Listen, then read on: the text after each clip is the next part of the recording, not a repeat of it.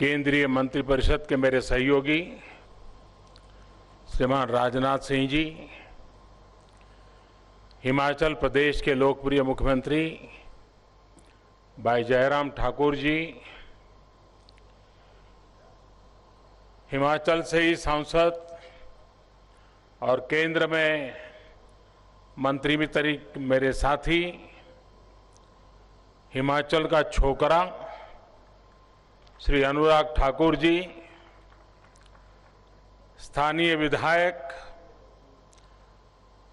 सांसदगण और हिमाचल सरकार में मंत्री भाई गोविंद ठाकुर जी,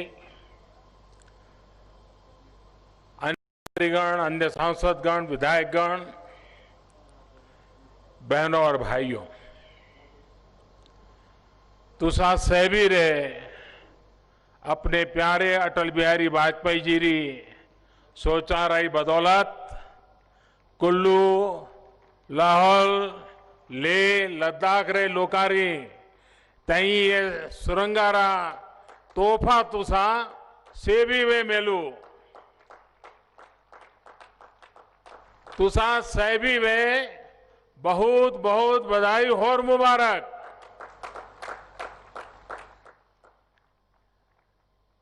मां हिडम्बा की, ऋषि मुनियों की तपोस्थली, जहां 18 करोड़ यानी गांव-गांव देवताओं की जीवंत और अनूठी परंपरा है, भी इस दिव्य धरा को मैं प्रणाम करता हूं, नमन करता हूं। और कंचनगंगा, कांचननाग की ये भूमि, अभी जयराज जी हमारे मुख्यमंत्री जी वर्णन कर रहे थे पैराग्लाइडिंग के बड़े शौक का। अच्छा तो लगता था उड़ने का, लेकिन जब पूरी कीट उठा करके ऊपर तक जाना पड़ता था तो दम उखड़ जाता था। और एक बार शायद दुनिया में और किसी ने किया होगा कि नहीं मुझे मालूम नहीं, अटल जी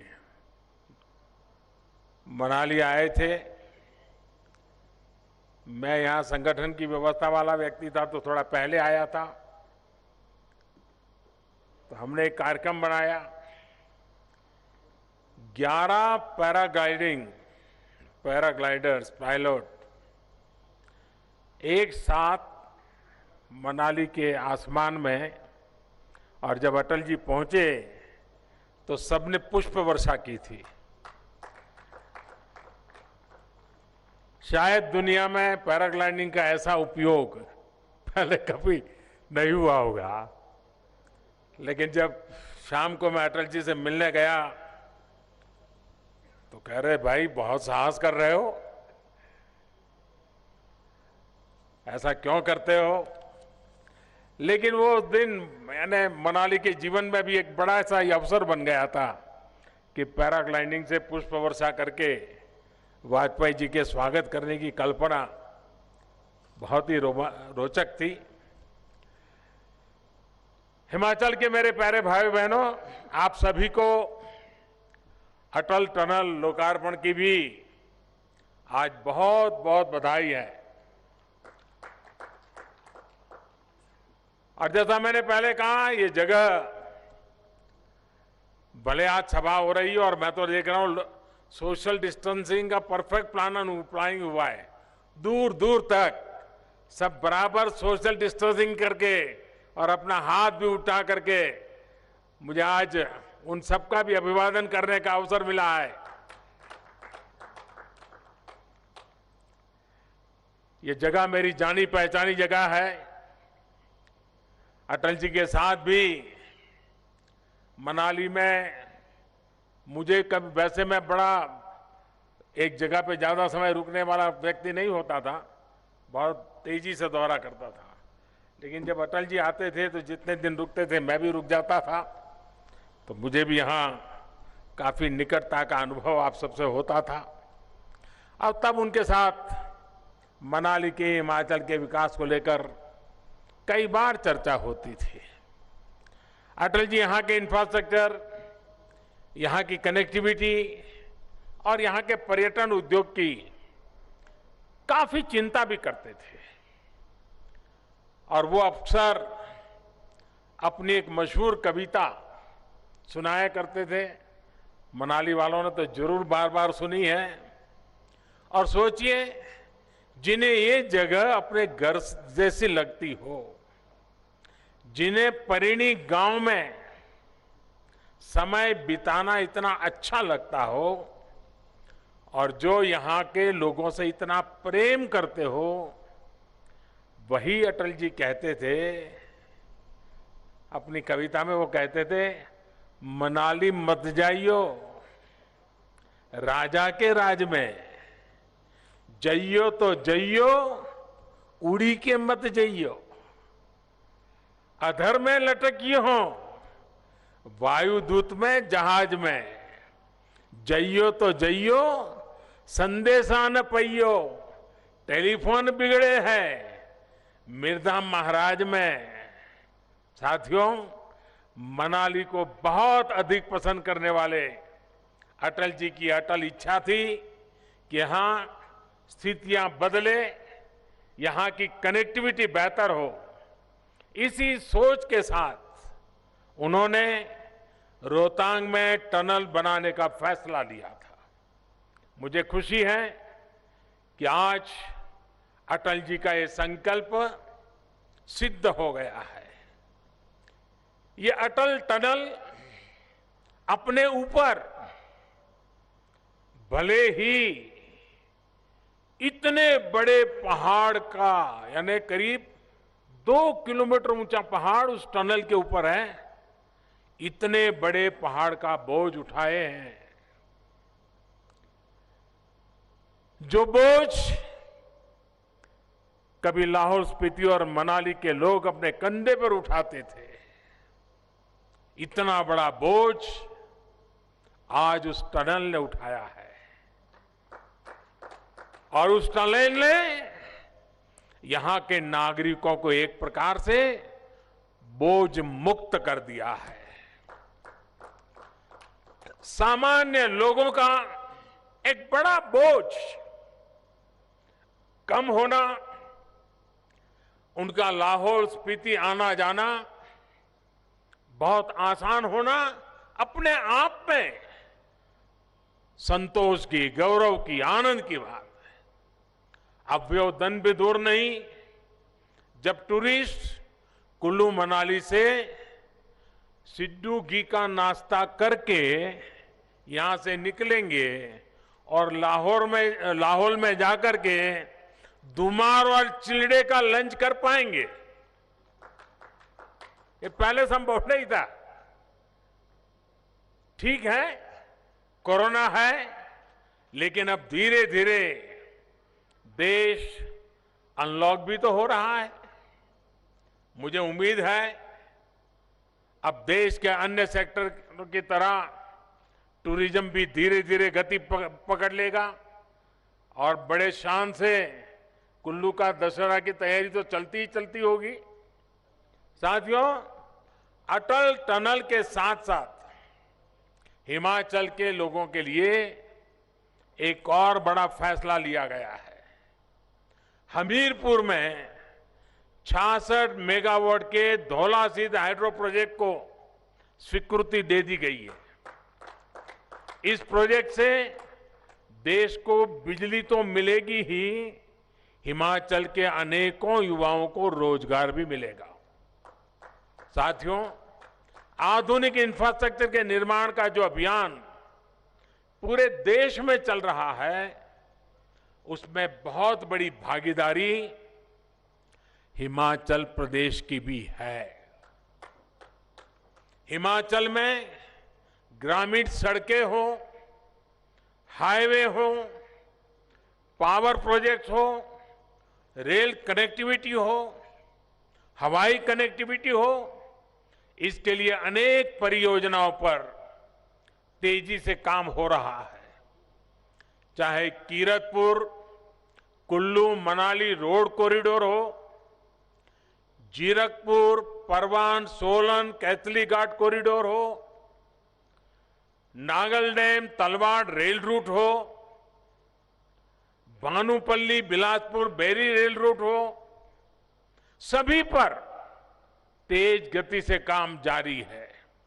प्रयास यही है कि ये प्रोजेक्ट्स जल्द से जल्द पूरे होकर हिमाचल की सेवा, लोगों की सेवा करना शुरू करें। साथियों, हिमाचल प्रदेश के लोगों का जीवन आसान बनाने के लिए सड़क, बिजली जैसी मूल जरूरत के साथ साथ मोबाइल और इंटरनेट कनेक्टिविटी भी बहुत जरूरी है। और जो टूरिस्ट डेस्टिनेशन होते हैं, वहां पर आजकल ये बहुत बड़ी रिक्वायरमेंट बन गया है। पहाड़ी प्रदेश होने के कारण हिमाचल के अनेक स्थानों पर नेटवर्क की समस्या होती रहती है। इसका स्थायी समाधान करने के लिए हाल में देश के 6 लाख गांवों में ऑप्टिकल फाइबर बिछाने का काम शुरू किया गया है। आने वाले 1000 दिनों में ये काम मिशन मोड पर पूरा किया जाना है। इसके तहत गांव-गांव में वाईफाई हॉटस्पॉट भी लगेंगे और इंटरनेट कनेक्शन भी मिल पाएंगे। इससे हिमाचल प्रदेश के बच्चों की पढ़ाई, मरीजों की दवाई और टूरिज्म से कमाई हर प्रकार से लाभ होने वाला है। साथियों, सरकार का निरंतर ये प्रयास है कि सामान्य मानवी की परेशानी कैसे कम हो और उसे उसके हक का पूरा लाभ कैसे मिले। और इसके लिए करीब करीब सभी सरकारी सेवाओं का डिजिटल कन्वर्जन, डिजिटलीकरण ये कर दिया गया है। अब सैलरी पेंशन जैसी अनेक सुविधाओं के लिए बार बार दफ्तरों के चक्कर नहीं काटने पड़ते। पहले हिमाचल के दूर सुदूर क्षेत्रों के वहां से सिर्फ दस्तावेज के अटेस्टेशन के लिए हमारे युवा साथी, रिटायर्ड लोग, अफसरों, नेताओं के यहां चक्कर काटने पड़ते थे। अब दस्तावेजों के अटेस्टेशन की जरूरत को भी एक प्रकार से खत्म कर दिया है। आप याद करिए, पहले बिजली और टेलीफोन के बिल भरने के लिए पूरा दिन लग जाता था। आज ये काम आप घर बैठे पर क्लिक पर उंगली दबाल करके कर पा रहे हैं। अब बैंक से जुड़ी अनेक सेवाएं जो बैंक में जाकर थी मिलती थी, वो भी अब घर बैठे ही मिलने लगी है। साथियों, ऐसे अनेक सुधारों से समय की भी बचत हो रही है, पैसा भी बच रहा है और करप्शन के लिए स्कोप समाप्त हुआ है। कोरोना काल में ही हिमाचल प्रदेश के 5 लाख से ज्यादा पेंशनर और लगभग 6 लाख बहनों के जनधन खाते में सैकड़ों करोड़ रुपए एक क्लिक में जमा किए गए हैं। 1.25 लाख से ज्यादा गरीब बहनों को उज्ज्वला का मुफ्त सिलेंडर मिल पाया है। साथियों, देश में आज जो रिफॉर्म्स किए जा रहे हैं, उन्होंने ऐसे लोगों को परेशान कर दिया है जिन्होंने हमेशा सिर्फ अपने राजनीतिक हितों के लिए काम किया। सदी बदल गई, लेकिन उनकी सोच नहीं बदली। अब सदी बदल गई है, सोच भी बदलनी है और नई सदी के हिसाब से देश को भी बदल करके बनाना है। आज जब ऐसे लोगों द्वारा बनाए बिचौलियों और दलालों के तंत्र पर प्रहार हो रहा है, तो जरा बौखला रहे हैं।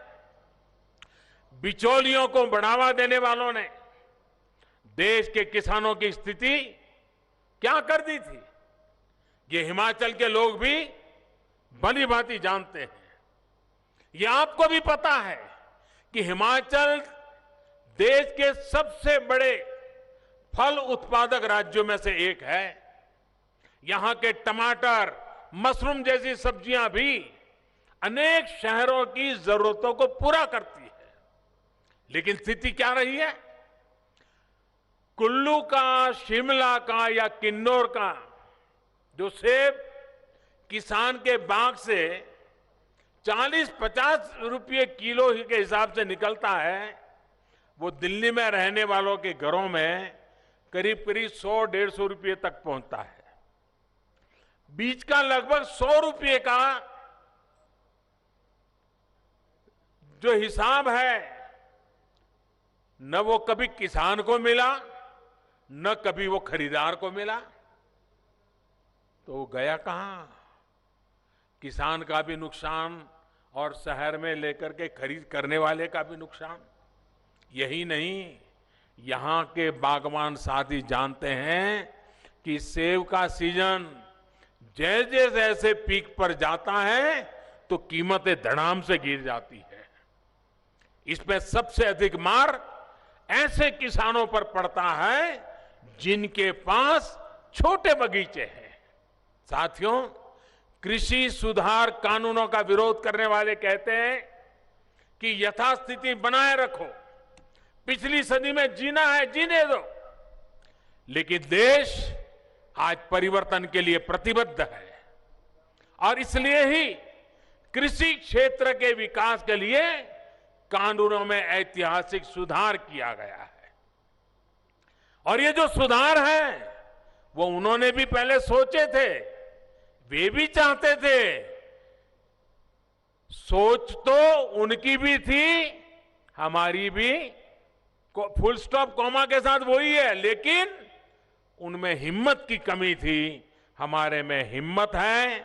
उनके लिए चुनाव सामने थे, हमारे लिए देश सामने है। हमारे लिए हमारा देश का किसान सामने है। हमारे लिए हमारे देश का किसान का उज्जवल भविष्य सामने है। और इसलिए हम फैसले लेकर के आगे किसान को ले जाना चाहते हैं।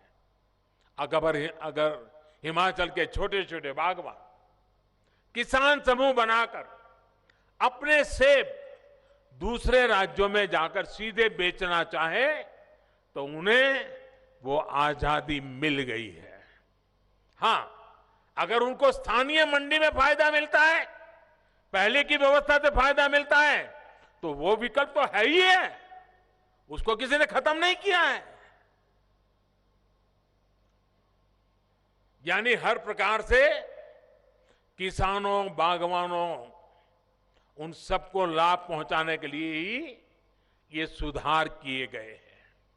साथियों, केंद्र सरकार किसानों की आय बढ़ाने, खेती से जुड़ी उनकी छोटी छोटी जरूरतों को पूरा करने के लिए प्रतिबद्ध है। पीएम किसान सम्मान निधि के तहत देश के लगभग 10.25 करोड़ किसान, उन परिवारों के खाते में अब तक करीब करीब 1 लाख करोड़ रुपए जमा किए जा चुके हैं। 10.25 करोड़ से ऊपर। इसमें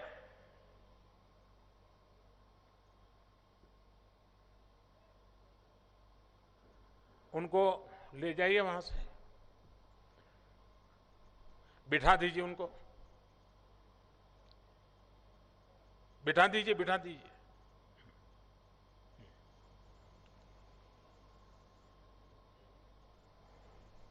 वो हमारी जो मेडिकल टीम होगी, जरा उनको काम पे लगाइए। इसमें हिमाचल के 9.25 लाख किसान परिवारों के बैंक खाते में भी लगभग 1,000 करोड़ रुपए जमा किए गए हैं। कल्पना कीजिए, अगर पहले की सरकारों के समय 1000 करोड़ रुपए का कोई पैकेज हिमाचल के लिए घोषित होता तो वो पैसा पता नहीं कहां कहां किस किस के जेब में पहुंच जाता, उस पर राजनीतिक श्रेय लेने की कितनी कोशिशें होती। लेकिन यहां छोटे किसानों के खाते में ये रुपये चले गए और कोई हो हल्ला नहीं हुआ। साथियों, हाल ही एक और बड़ा रिफॉर्म देश में हमारी श्रम शक्ति को, विशेष तौर पर बहनों और बेटियों को अधिकार देने के लिए किया गया है।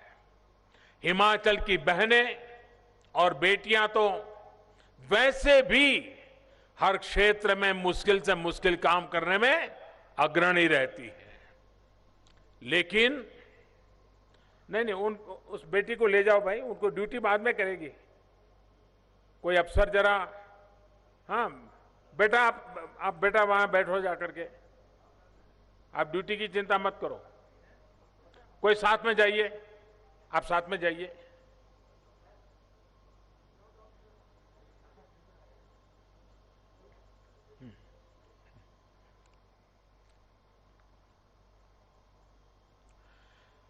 अभी तक स्थिति ये थी कि देश में अनेक सेक्टर ऐसे थे जिनमें बहनों को काम करने की मनाही थी। हाल में जो श्रम कानूनों में सुधार किया गया है, उनसे अब महिलाओं को भी वेतन से लेकर काम तक के वो सभी अधिकार दे दिए हैं जो पुरुषों के पास पहले से हैं। साथियों, देश के हर क्षेत्र, हर नागरिक के आत्मविश्वास को जगाने के लिए, आत्मनिर्भर भारत बनाने के लिए सुधारों का सिलसिला लगातार चलता रहेगा।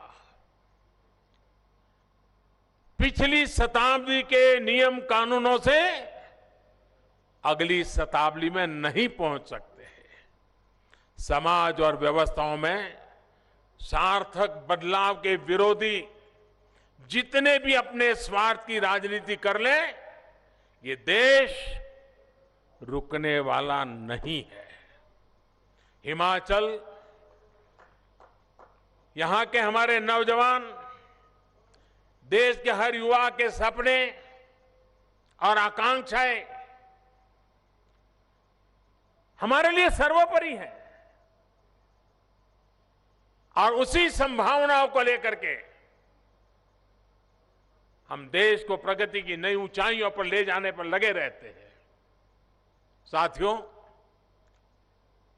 मैं आज फिर एक बार अटल टनल के लिए, और आप कल्पना कर सकते हैं इससे कितना बड़ा बदलाव आने वाला है,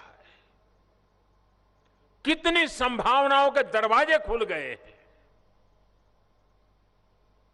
उसका जितना फायदा हम उठाएं, मेरी आप सबको बहुत बहुत बधाई है, बहुत बहुत शुभकामनाएं हैं। कोरोना का काल है, हिमाचल ने स्थितियों को बहुत अच्छे ढंग से संभाला है, लेकिन फिर भी इस संक्रमण से खुद को सुरक्षित रखें। देवधरा को प्रणाम करते हुए, कंचन नाग जी की इस धरा को प्रणाम करते हुए आप सबको फिर से एक बार मिलने का, आपके दर्शन करने का मौका मिला। अच्छा होता ये कोरोना का काल न होता तो बड़े प्यार से आप लोगों से मिलता। काफी चेहरे परिचित मेरे सामने हैं, लेकिन आज ये स्थिति है कि नहीं मिल पा रहा हूं, लेकिन आपके दर्शन का मुझे मौका मिल गया, ये भी मेरे लिए खुशी की बात है। मुझे यहां से तुरंत निकलना है, इसलिए आप सबकी इजाजत लेते हुए, आपको बधाई देते हुए बहुत बहुत धन्यवाद।